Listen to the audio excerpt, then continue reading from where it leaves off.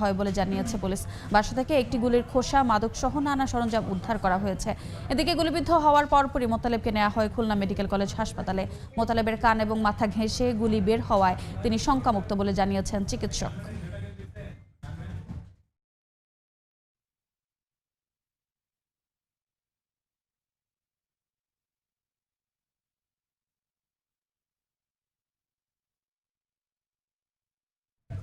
এই মুহূর্তে খুলনার সোনাডাঙ্গায় আছেন, ঘটনাস্থলে আছেন সহকর্মী তানজিম আহমেদ। সরাসরি যাচ্ছে তার কাছে। তানজিম, জাতীয় নাগরিক পার্টির সহযোগী সংগঠন শ্রমিক শক্তির খুলনা বিভাগীয় কমিটির যিনি আহ্বায়ক মোতালেব শিকদার গুলিবিদ্ধ হওয়ার ঘটনাস্থল সম্পর্কিত যে সংবাদ আমরা দুপুর 2টার বুলেটিনে জানিয়েছিলাম, সেই তথ্য সঠিক নয় বলে জানিয়েছে খুলনা মেট্রোপলিটন পুলিশ। তারা বলছেন যে যিনি গুলিবিদ্ধ হন তিনি আসলে কোনো চায়ের দোকানে বা সড়কের পাশে গুলিবিদ্ধ হননি। তিনি এই সোনাডাঙ্গা এলাকার মধ্যে যে একটি ভাড়া বাড়িতে, সেই ভাড়া বাসাতে তিনি গুলিবিদ্ধ হয়েছেন। মুক্তা হাউস নামে সেই বাসাটি আমরা এখন দেখানোর চেষ্টা করছি।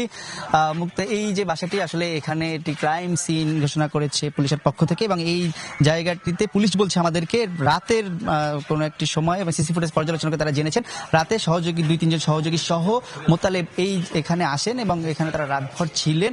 এর এক পর্যায়ে নিজেদের মধ্যে অন্তকন্দলের কোনো এক সময় হয়তো তাকে গুলি করা হয় বলে খুলনা মেট্রোপলিটন পুলিশের পক্ষ থেকে আমাদেরকে জানানো হয়েছে। এবং যে ক্রাইম সিন জায়গাটি ঘোষণা করেছে সেখানে তারা বলছেন বিদেশি মদের বোতল সহ ইয়াবা সেবনের যে আলামত সেটি তারা পেয়েছেন, সেই সব বিষয়গুলো জব্দ করা হয়েছে। এবং এই যে স্পট, যে জায়গা, সেখানে তারা বিভিন্ন যে রক্তের দাগ সহ বিভিন্ন আলামত পেয়েছেন। এতে আমরা দেখছি যে পুলিশের একাধিক ইউনিট আসলে এই জায়গাটিতে কাজ করছেন। এই জায়গার সম্পর্কিত তথ্য আমরা কিছুটা জানার চেষ্টা করেছি। মাস 2 আগে এই বাসাটি একজন নারী ভাড়া নেন তিনি, এবং এখানে থাকতেন।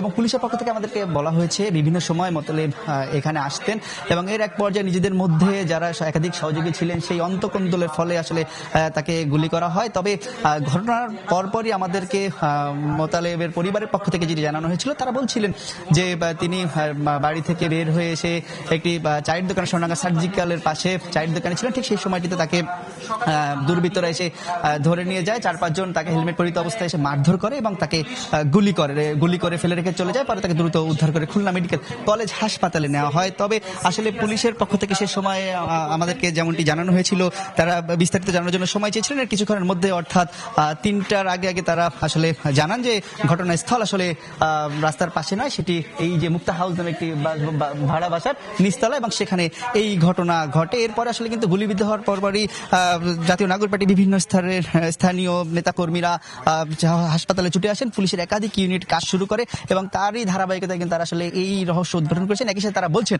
যে সিসিটিভি ফুটেজ পর্যালোচনা সহ তাদের যে একাধিক ইউনিট কাজ করছে, তারা খুব দ্রুত সময়ে যারা এই ঘটনায় জড়িত তাদেরকে আটক করতে সক্ষম হবেন। একই সাথে যদি হাসপাতালে মোতালেবের শারীরিক অবস্থার কথা একটু জানিয়ে রাখতে চাই, সেখানে যারা হাসপাতাল কর্তৃপক্ষ আমাদেরকে জানিয়েছেন তিনি এই মুহূর্তে যে শারীরিক অবস্থা সেটি শঙ্কামুক্ত, অর্থাৎ তিনি স্বাভাবিকভাবে কথা বলেছেন চিকিৎসকদের সাথে এবং তার যে মাথার যে কানের পাশে গুলি লেগে এটি বেরিয়ে যায়, সেই জায়গাটি তারা একটি অপারেশনের মতো করেছেন এবং তারপরে এখন পর্যন্ত তিনি শঙ্কামুক্ত অবস্থায় রয়েছেন বলে চিকিৎসকরা বলছেন আমাদেরকে। একটু যদি আমরা আসলে যিনি আহত মোতালেব তার পরিবারের সাথে কথা বলেছি, তার রাজনৈতিক যারা সহযোদ্ধা রয়েছেন তাদের সাথে কথা বলেছি। মোতালেবের যে মা আমাদেরকে যেমনটি জানিয়েছিলেন, রাতে আসলে তিনি বাসায় ফেরেননি এবং তাকে যখন ফোন দিয়েছিলেন মুঠোফোনে, তখন তিনি জানিয়েছিলেন তিনি খুলনা মেডিকেলে কোনো একজন রোগীকে দেখতে যাচ্ছেন। পরে সকালে আসলে তারা মুঠোফোনের মাধ্যমে জানতে পারেন মোতালেবকে গুলিবিদ্ধ অবস্থায় উদ্ধার করে হাসপাতালে নিয়ে যাওয়া হয়েছে।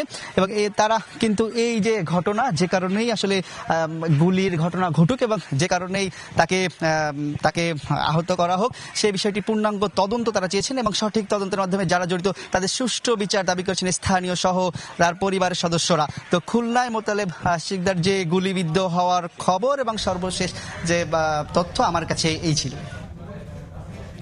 সরাসরি যুক্ত ছিলাম